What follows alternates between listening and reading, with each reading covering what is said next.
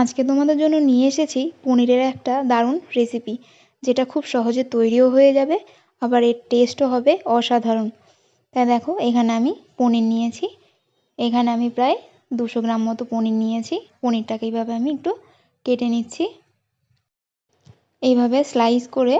এবারে মাঝখান থেকে একটুখানি চিড়ে দিতে হবে, যাতে ভেতর অবধি মশলাটা যায়।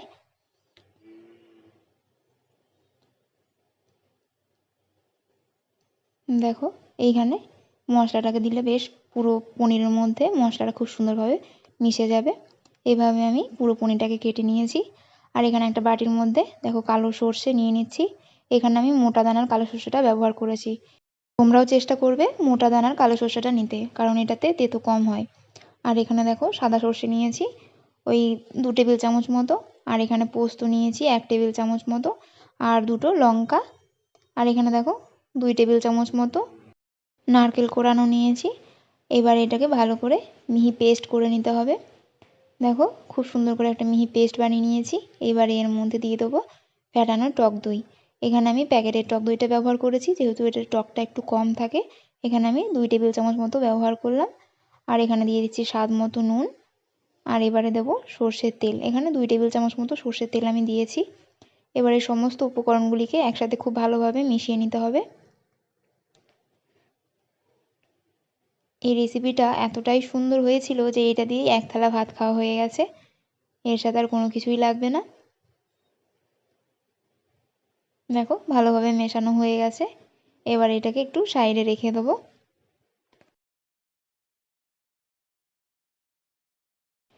এখানে আমি একটা প্লেট নিয়ে নিয়েছি। প্লেটের ওপরে দেখো কলা পাতা নিয়েছি। আর কলা পাতাটাকে আমি একটু আগুনে ঝলসে নিয়েছিলাম, যাতে এটা ভাঁজ করতে সুবিধা হয়। আর যে মিশ্রণটা আমরা তৈরি করে রেখেছি সর্ষের, সেখান থেকে একটুখানি নিয়ে এইভাবে একটু ছড়িয়ে দিলাম। এবার ওপরে পনিরটাকে এইভাবে দিয়ে দিচ্ছি।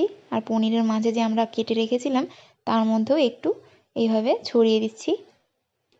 এতে করে মশলাটা খুব ভালোভাবে পনিরের মধ্যে ঢুকে যাবে। এবার ওপর থেকে আরও 1 চামচ সর্ষে বাটা নিয়ে এইভাবে দিয়ে দিচ্ছি। এবারে যেমন করে আমরা পাতুরি করলে ফোল্ড করি, ঠিক সেইভাবেই আমরা এটাকে ফোল্ড করে নেব।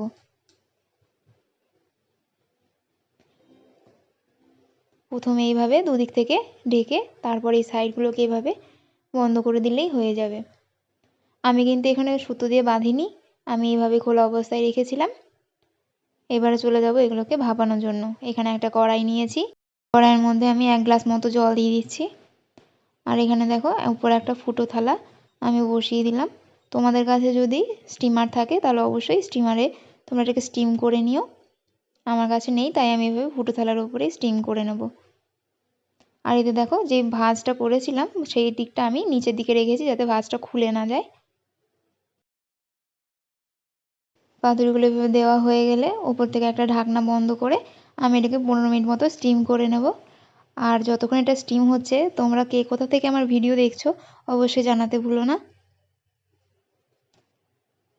তোমাদেরকে দেখাচ্ছি 15 মিনিট পর।